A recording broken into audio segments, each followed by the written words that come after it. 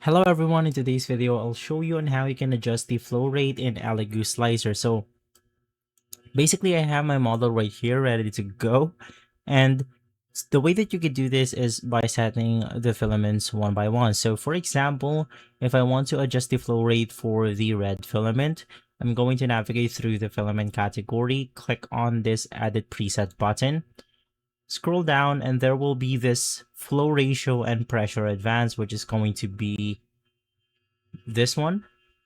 And just below that, you have your flow ratio. So if you want to edit out the flow rate of this specific filament, let's go ahead and choose this or edit this into something like 1. Now, this material may have the volumetric change after switching between molten and crystalline states.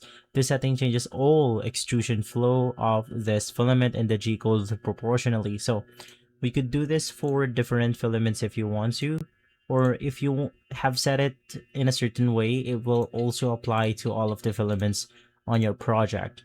And so guys, if this video has been helpful, leave a like, subscribe, and follow us for more videos like this. Thanks for watching.